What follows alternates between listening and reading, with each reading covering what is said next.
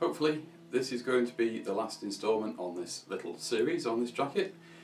You'll have to excuse any background noise that you might hear in this one. There is some construction work going on outside, has been for a while now, and I'm running out of time to get this video recorded. So hopefully it's not too intrusive. There's not a great deal I can do about it at the moment. We are left with just the interior to go and then sewing the interior to the exterior. I'm hoping this goes all in one video because a lot of what I'm doing here we've already done on the outside, so there's a lot I don't need to record, which will speed things up a bit. Please do check the description below. There's lots of links to ways you can support the channel, and of course check out the playlists. There's lots of different content here, and let's get on with a bit more sewing.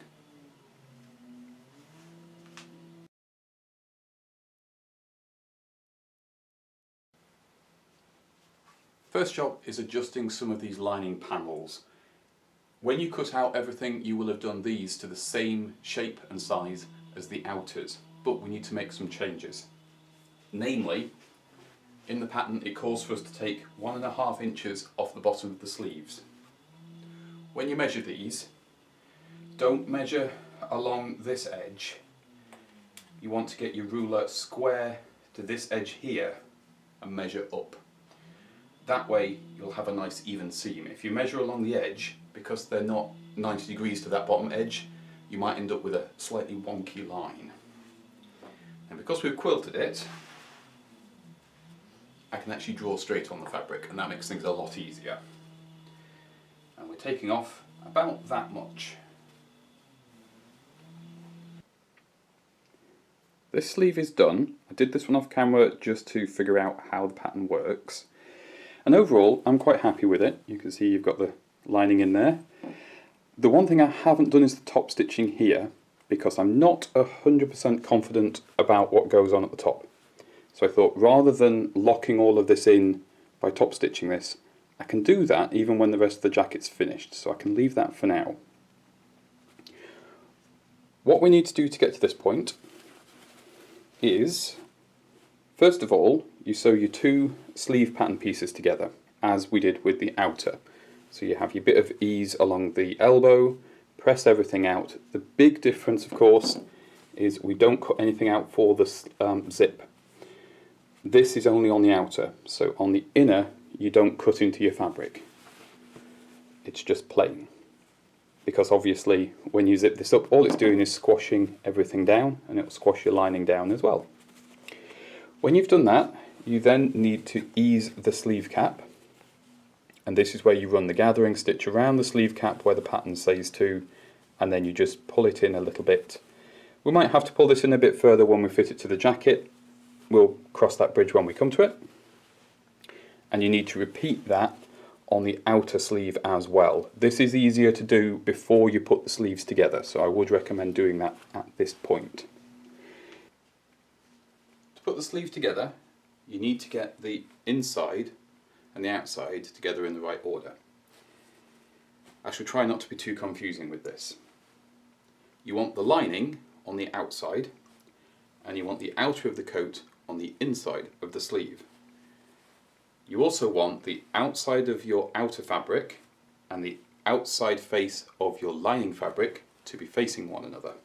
You still with me? It's a bit easier when you can actually see it very clearly like this, where you've got an obvious front and back.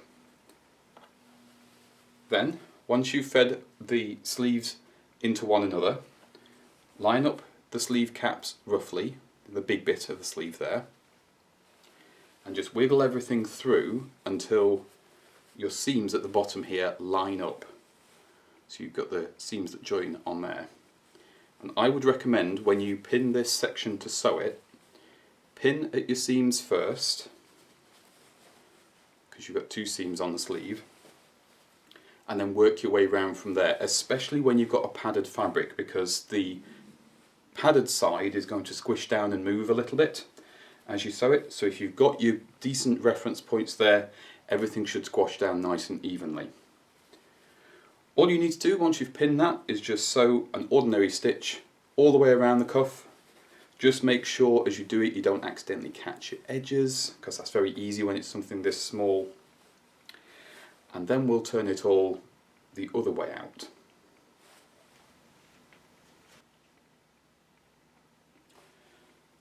That's the seam done at the bottom here. No need to press anything at this point. Now we need to get the lining inside the outer. It is pretty important at this point to make sure as well that your lining and your outer are actually lined up properly. You don't want a twisted lining on your sleeves. Having done that in the past, it's one of the most frustrating things to actually wear and sometimes even to fix.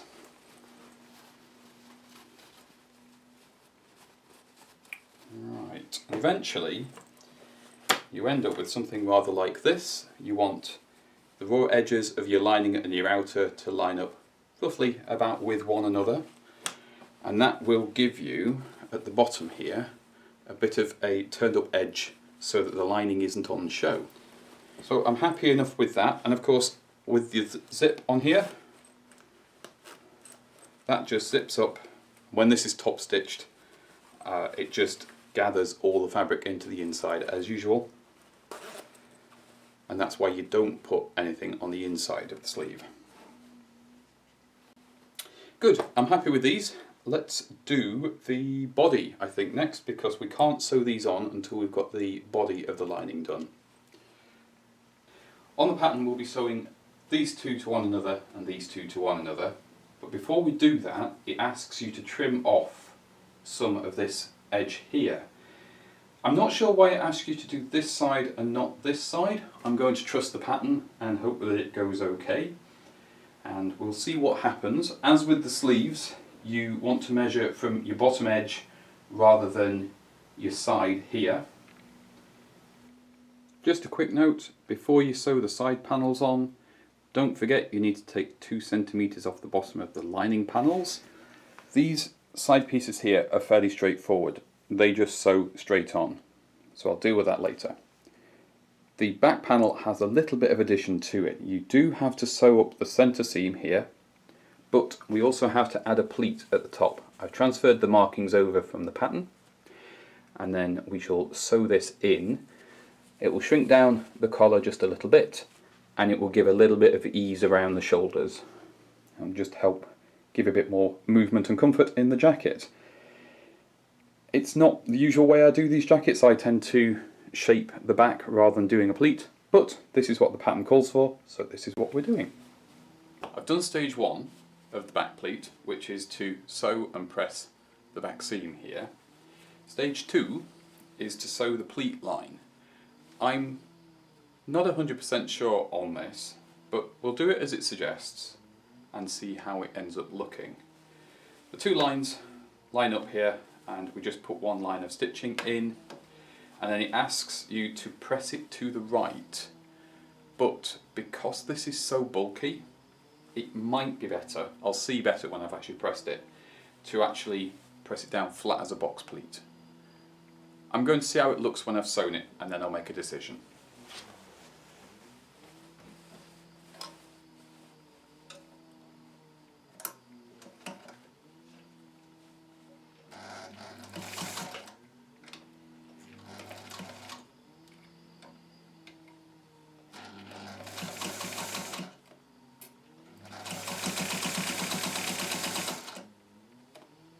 This machine is an absolute beast as well. You can give it anything and it will just munch straight through it.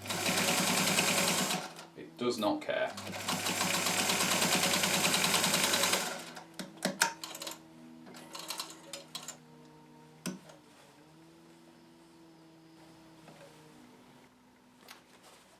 I suppose it puts the pleat further down. That's not really done what I expected it to do, to be honest with you.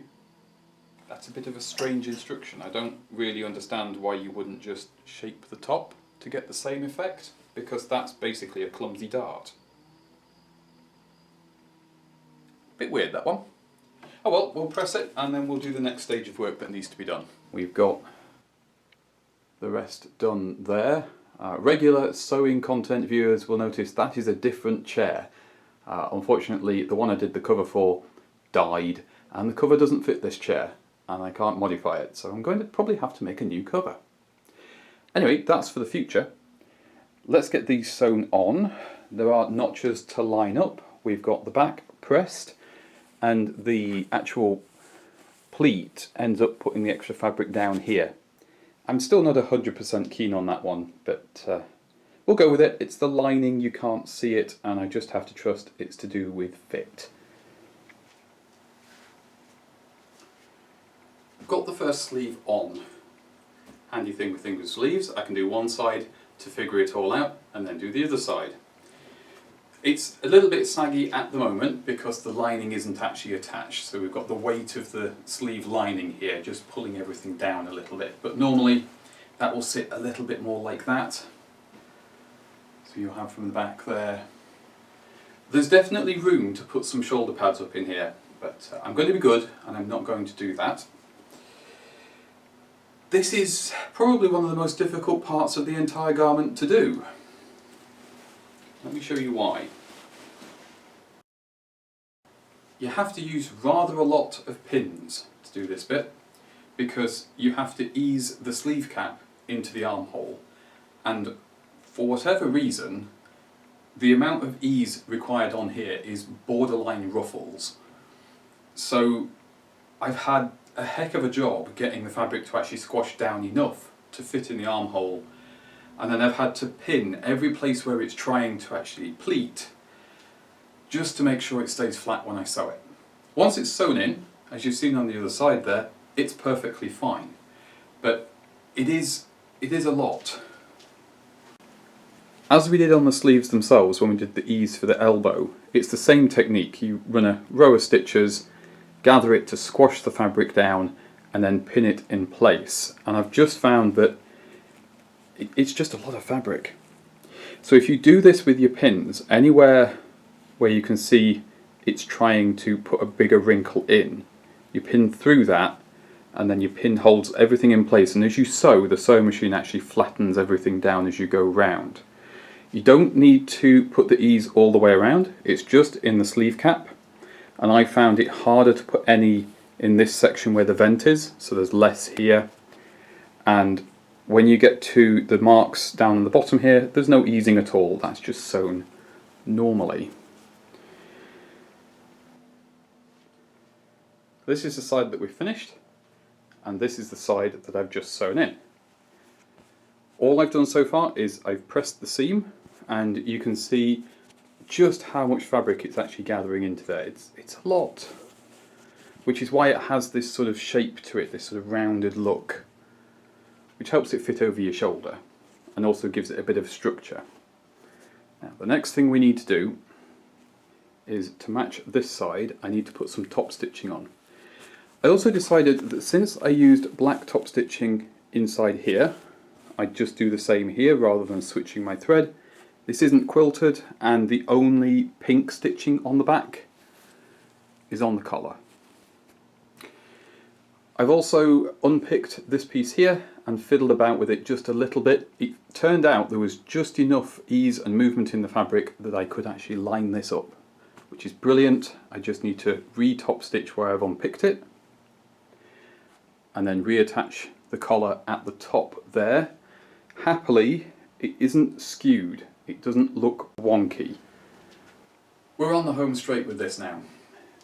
Sleeves are on and pressed. The linings are in the sleeves as much as I can do at the moment. Epaulets are sewn on. I need to do the other half of the press studs as I have with the other items on here. I've sewn together the facing on the bottom of the jacket. This will go to the inside.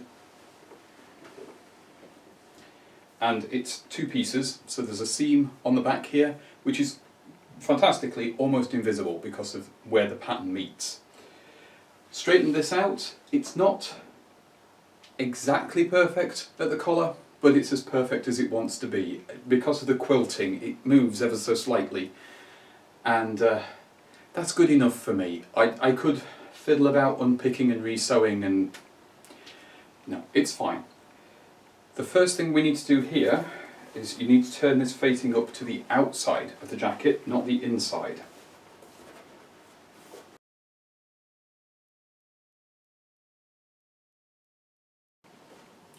And there we go, we're finished. No, we're not. Right. So what we have to do is this facing material here is turned up into what will be the outside of the jacket. The lining is sewn on to the outer, all the way around the jacket, up the facings and everything. So when you turn everything the right way out, this then folds to the inside of the jacket, in here, and the lining will sit between that facing and the outer. It will make more sense as we sew this together. It's, again, not the usual way I do linings on things, so it's something I'm learning as we go. I have to run a line of stitching from, I think, yes, it's basically from this point here, up the lapel, round the collar, down this lapel, which has the zip. Before I sew this together though, I am going to put the other half of the press studs in for the epaulets, because otherwise I might not be able to get to that part. That's a nice quick easy job I can do off camera. And yeah, I think I'll bring you back once I've run this sewing and we're at the point where we're turning everything the right way out again. Once this is all sewn together, we can then look at turning it the right way out. Now, one thing I'm not 100% sure about is the sleeves. The way the pattern seems to tell you to do it is once you've sewn the body on and turn it the right way out, you then machine sew part of the armhole and hand sew the top. And I'm still not 100% sure how they're finishing the bottom edge here. I think, if I've understood it properly, it basically does that. So you've got the outer, and then the lining slots in between. I do think that's how it's done, but it also seems to suggest that this whole hem is also hand sewn, which, I don't know, it seems like a lot of work when you could probably just machine sew it. So anyway, I'm rambling here. I'm going to sew the inner of the jacket to the outer of the jacket and see if it makes any more sense. Sometimes when you're reading a pattern, it doesn't make any sense until you actually do what it seems to be saying. I think that's where I'm at with this one at the moment. Let's find out.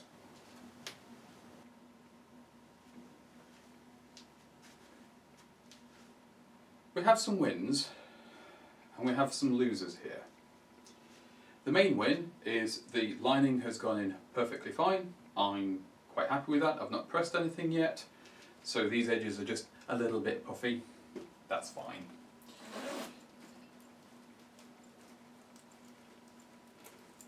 Zip still works as it should do, and on the inside you can see that's how that facing is going to turn up on the bottom. So you fold down the top and then hand sew that all the way along. That's going to take a little while. The back, same deal. You know, everything's fine, everything looks great. So now the losses, I suppose, the losers. It's the collar again. Lapelled collars like this are the bane of my sewing career. I struggle so much to get them even and matched. And I noticed after I put this together that the collar is off by, well, it's not very much. It's maybe a finger's width, which means the collar has walked ever so slightly around the body of the jacket. This will have also contributed to the misalignment of the pattern at the top here. So I'm probably going to have to now unpick this bit that I resewed. I'm definitely going to have to unpick the collar, and then I'm going to have to reposition the collar according to the points on the lapel on the front. I'm going to have to pin it from here and here and work my way around. If I do one of these again in the future, which I probably will, I do like the pattern in general, I will do the collar last, I think, because that's a bit of a pain. I'm going to have to do it now. If I sew all of the bottom up and everything, I'm going to have trouble getting in to do it. And I shan't bore you with the process.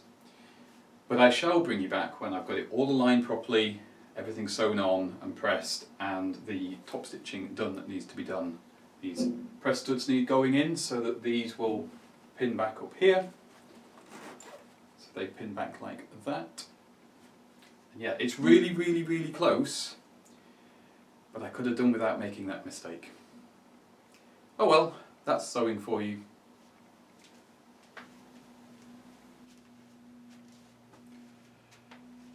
It isn't the end of the video, but it's the end of the working day for me here. I am starting to make some silly little mistakes, like the one with the collar, and I'm having to redo things, which is a good sign that you need to stop. It's very, very important when your brain starts to get that kind of fog to just put things down if you can and step away from them for a bit. And that's what I'm going to do here, so I don't make some major mistakes. Don't worry, the reveal and the finishing of the project will be in this video, so YouTube time. I'm not going anywhere. The back is looking a lot better. After I realigned the collar, this section up here didn't need realigning, so clearly there were two mistakes for me to deal with there. So I'm very happy with how that's turned out. That's all pressed great. All of this is basically done. If you're wondering why this epaulette is quite lifted up and this one isn't, it's because this inner sleeve is actually pinned in place to the lining and this one's just hanging loose. So it's pulling that down. When that's actually pinned in, it will sit up more like that and then they'll match. On the front, I have got the top stitching done. I have got the collar fixed up here so it's even now, which is brilliant. One thing I can't really do anything about is these press studs here look like they're slightly misaligned on the body. This isn't a big deal for me because I do tend to just have those open. I don't tend to have them press stud down. And with the way you wear a coat like this, you won't really notice it. But there must be some minor mistake there, or it's just because this side isn't finished and this side is internally, and it's just skewing things. I'm not sure. There's quite a bit of just hand finishing to do down here. I've just got to get this facing in and pressed, and once that's all pressed you then do top stitch the bottom of the coat as well. I had considered folding this up and top stitching rather than doing any machine sewing, but the belt loops will be in the way of that. I'd have to sew straight over them, so that's not really an option. There's a few loose threads here and there to tidy up, and yeah, it's just tidying now, it's fiddly work. Welcome back. I've just finished sewing in this armhole,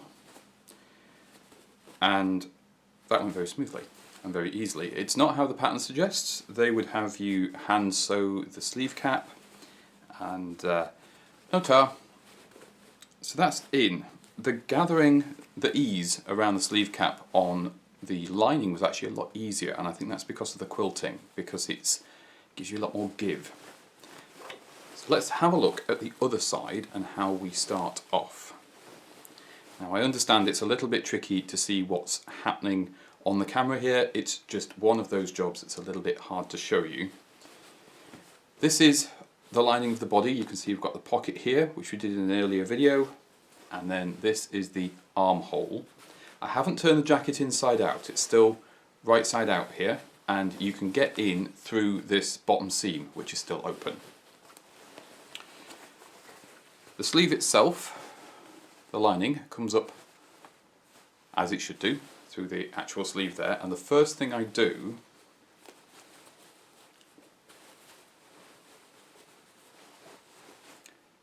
is I pull the outer of the jacket through the armhole on the lining, because this will give me a reference point for where things line up. So I know I've got a seam here which lines up with the seam on the sleeve, and because this is sewn together in the place it needs to be, I've also got a seam that lines up with the body on the lining. Now I've already pinned it, but because this is alignment, I've pinned this the wrong way around. So the lining at the moment is pinned with the backs of the lining facing, so the outside of the lining is out. You normally wouldn't see this seam when it's sewn together, but that's important because this holds our fabric in place, and then this is where it gets a little bit trickier. I'll take that middle one out.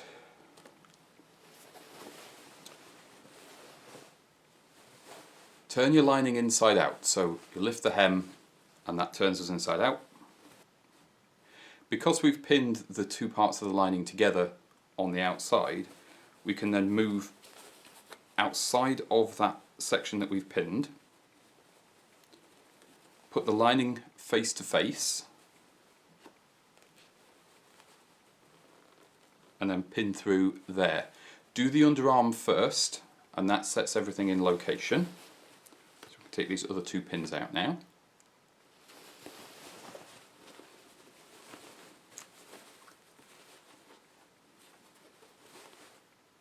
The reason for doing the underarm section first is there's no ease, there's no gathering here, you're just pinning the two pieces to one another.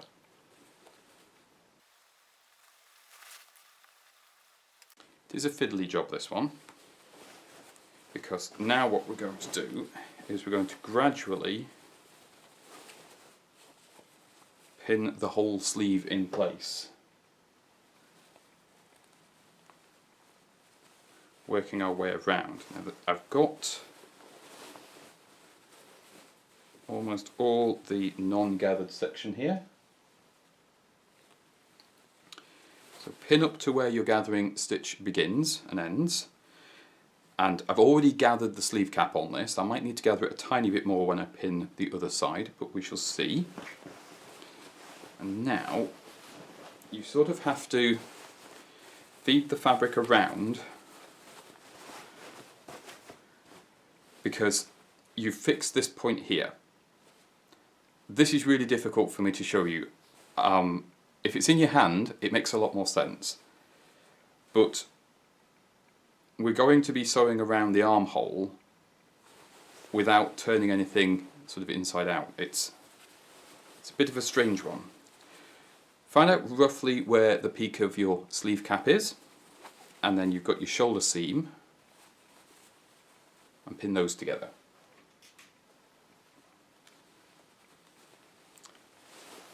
That means you now have the bottom of the sleeve hole and the top of the sleeve hole pinned in place. They're now located, and it's just a case of getting the fabric between the two pinned together, and this is where the ease is actually in the fabric, and it's not as obvious on the quilted stuff because the padding actually helps absorb a lot of it.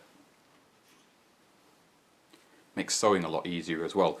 And being the lining, you don't need to be as fussy about if you end up with any pleats or tucks, because nobody's ever going to see it. So if you're finding the outer was a bit frustrating, the inner's a little bit more relaxing in that regard.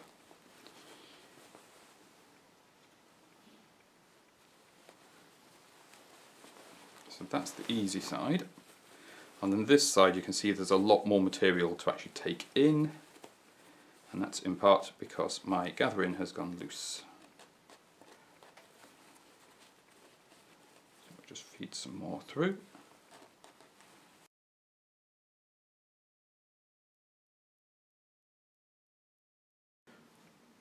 You'll probably find you have to shuffle the pins about quite a bit just to get things as you want them.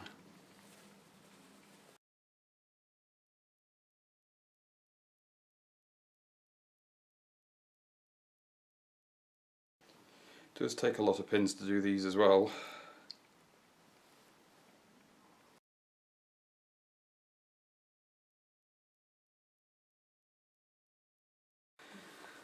There we go, we're all pinned in. This one was a little bit trickier than the other side, as is sometimes the case. But you will find that you now have the sleeve completely joined on. And when you sew this, start at your non-eased section where it's flat under the arm, and you just feed it through very carefully on the machine and just keep rotating it, and eventually you'll sew the whole thing round. Again, this is one of those where I found with the other sleeve I couldn't actually record it on the sewing machine. My hands get in the way of what's going on. So you will have to trust me and have a go yourself. Just take your time, be patient with it, and you should be okay. Don't forget, it's sewing, so if it's not okay, you can always just unpick it and do it again.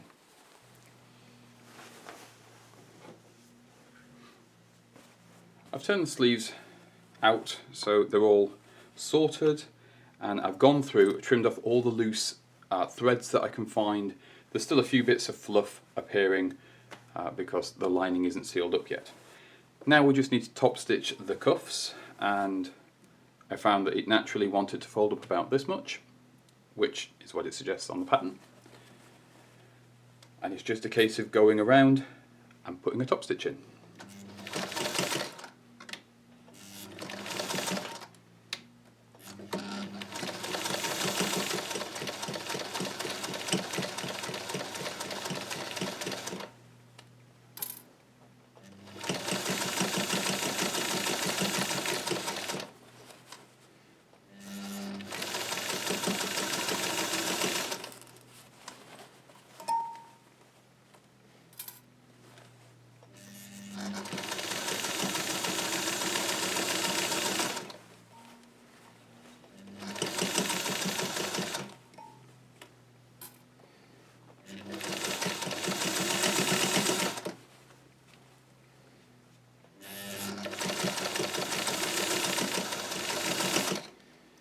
It does say on the pattern not to top stitch over the vent, so we shall leave that, which is good because then I don't have to figure out how to sew over a zip. Speaking of, just be careful as you get to the end, especially if you've used a metal zip.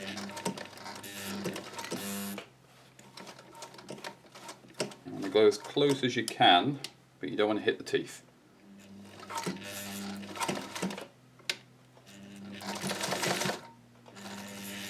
And a little bit of reverse stitch at the end will just help keep everything locked in.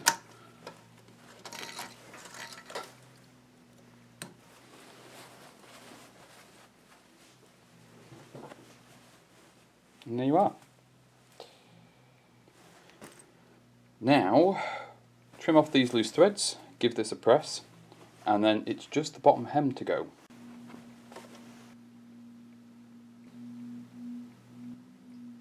I know it looks finished, but it isn't quite.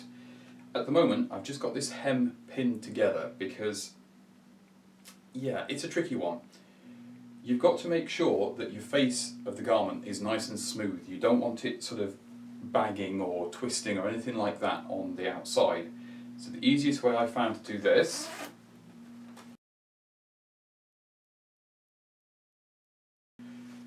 was to turn the jacket inside out and put it on the mannequin. If you don't have a mannequin, you can use a dining chair or any sort of high back chair in a pinch. It'll give you a rough idea of how things are going to drape. But you can't really beat a form of some description for getting everything nice and level. Eventually we will top stitch this bottom edge here, and I was going to do that first, but I came across a problem very quickly, which is that this lining wants to sink all the way down to the bottom of this hem. So I'm going to do the top stitch last.